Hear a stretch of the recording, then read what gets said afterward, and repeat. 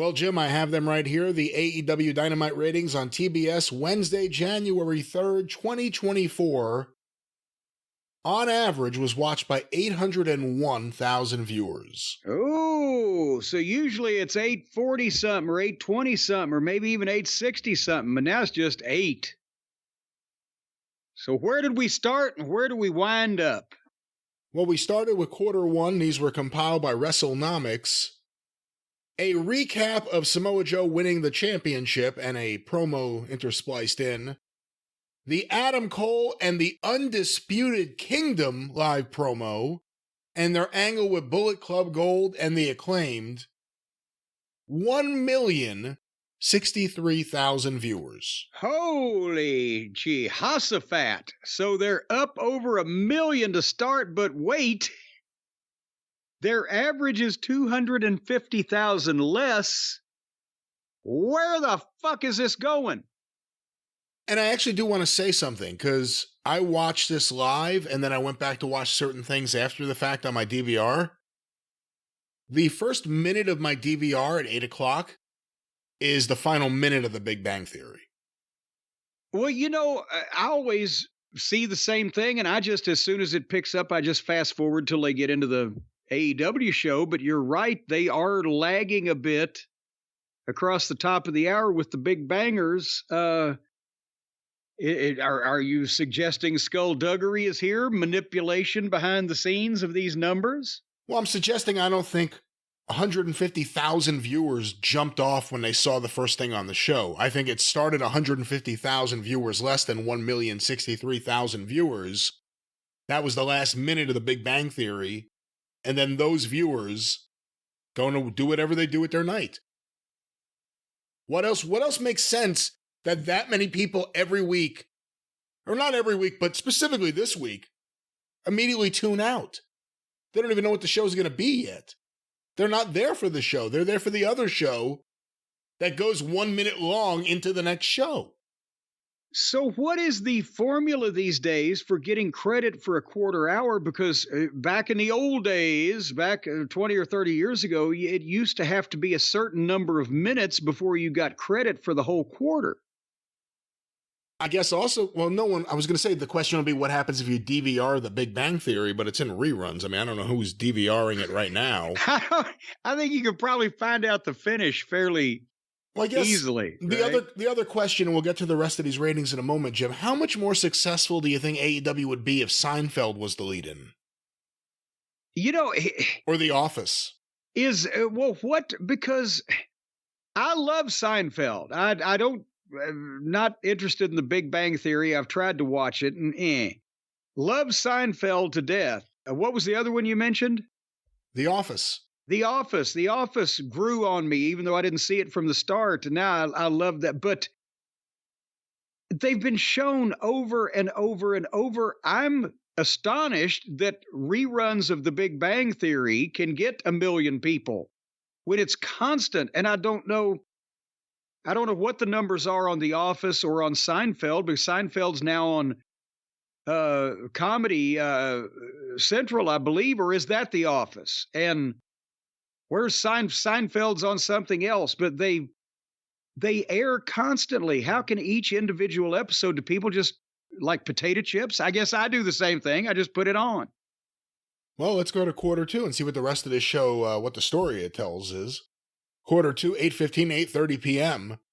The Eddie Kingston video, the Daniel Garcia promo, and the start of Orange Cassidy versus Dante Martin with picture-in-picture.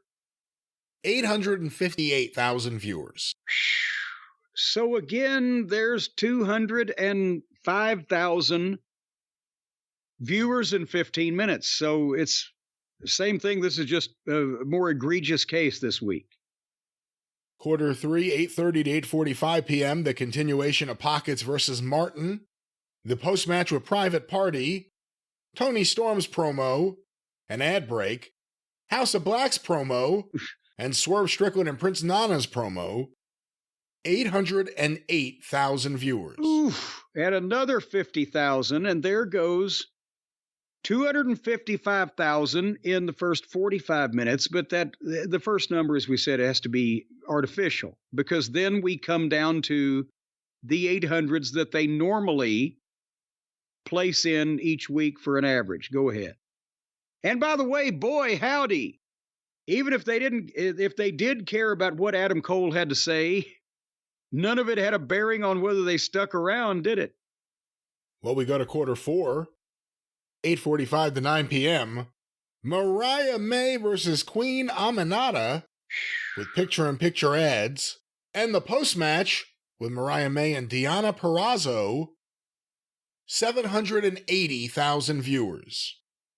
That's kind of a gift to only lose 28,000 when they didn't know who almost anybody involved was. And it wasn't very captivating. Again, what got on this show this week is questionable. The big 9 o'clock top of the hour. Remember, they were in break for a minute. That's right, the big 9 o'clock hour, 9 to 9:15 p.m., quarter five. An ad break, Christian Cage and his family live promo, Saraya, Ruby Soho, and Harley Cameron's promo, and the start of Konosuke Takeshita versus Darby Allin, 777,000 viewers. I'm about to say they lost 3,000. That's about the same, but this is not going in a good direction, is it? No, it is not. We go to quarter six, 9:15 and 9:30 p.m., the continuation of Takeshita versus Darby Allin with picture-in-picture ads, an ad break, and the Don Callis family promo, 733,000 viewers. 43,000 more. No, 44,000. I'm sorry. Darby and Take was, had a lot of potential, but it wasn't anything different than anything they normally do. And these people are not caring about this program in general. Well, we go to quarter seven, 9:30 to 9:45 p.m. Trent Beretta versus Brian Keith. Good Lord. Versus Brian Cage. Good Lord. Versus Hijo del Vikingo. Good Lord. With picture-in-picture ads. And the post-match with Eddie Kingston and Matt Menard and Adam Page's promo. Oh, no, this is the other segment. Adam Page's promo also, 729,000 viewers. I was going to say if they stayed over 700,000, I was going to say they should be doing cartwheels. So they're officially down 334,000 people from the start of quarter one. Where do we go in the final chapter? Well, the final chapter also has a 5-minute overrun. A 5-minute coda. 9:45 to 10 p.m., quarter eight. An ad break. Daniel Garcia versus Swerve Strickland with picture-in-picture ads. 690,000 viewers. Wow. And finally, the 5-minute overrun, 10 to 10:05. Garcia versus Strickland continued with Adam Page coming out. 713,000 viewers. And we can obviously throw that out like we do every week because 23,000 people didn't just go, oh my God, they've only got 3 minutes of their match left. We've got to watch instantly. That 801 is misleading. Yeah, well, if you do what we started doing last week and you take out the first quarter and you take out the overrun, they still went from 858,000 to 690,000. But their million people in the first quarter artificially inflates them to an average of over 800,000. But good Lord, if you take the people that were legitimately trying to watch this show, they still lost, like I said, 160,000 people. And if you take the first number seriously, by the end of the regularly scheduled time period, they had lost 375,000 people. Well, Jim, on average, taking out quarter one and not quarter, but the overrun, so quarters 2 through 8, the average was 767,000 viewers. Yeah, and that sounds about more like it. And there are people defending it. There are people saying there's always strong competition. There are people saying, hey, they were still number 2 on the night. Hey, the network is still happy. You hear all these things.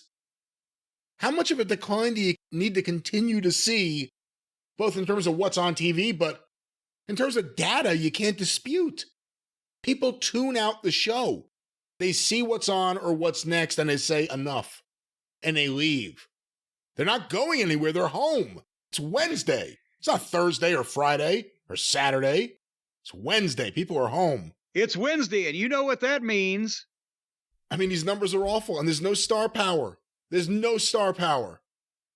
That's what I was going to ask you is, I know MJF is hurt and they have other injuries, but where did everybody suddenly go that we would give a shit about watching? Am I missing? Who am I not thinking about? Bryan Danielson is someone we've considered a top guy. I don't know if he's going to really pop anything right now. I mean, I guess he's done good in his main event matches on Collision, but that's still a smaller number. Moxley's probably been overexposed.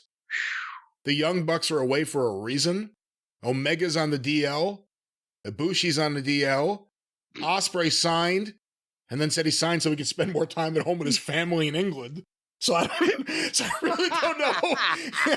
So I really don't know exactly what's happening there. It's billionaires' money, so I wouldn't have to go to Japan and actually work for it.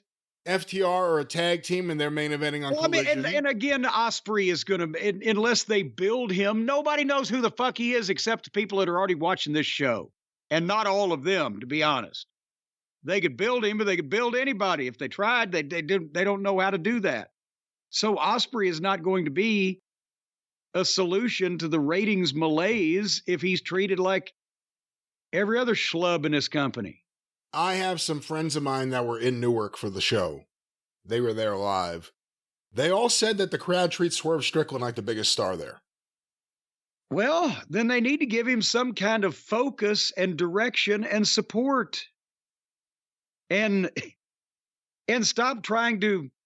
They're fighting against the tide. They're bailing water back into the sinking ship. If he's that popular and they keep making him an outright heel. Steve Austin wasn't an outright heel. He wasn't fucking people for the fun of it and terrorizing babies. He was standing up for himself at the expense of people who were trying to fuck him.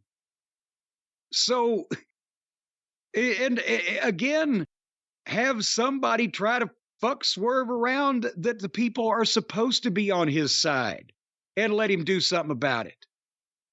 Instead of having him do all these heinous acts to cripple people and scare children, are they just cheering him because it's so preposterous? They like his in-ring moves, and they like his attitude, and his coat, maybe. I don't know. Not his dancing. But he's the most over guy there in a company of a bunch of people that aren't over, people that used to be over and aren't over as much, people that were over with their crowd that aren't over as much, people that were over and then Tony booked them. They're not over. He's over. So move over, Rover. Hey, that's and let somebody else take over. That's from Bitch Slap. I know Bitch Slap. Well, those were the AEW Dynamite ratings for the 3rd of January. It can only go up from here.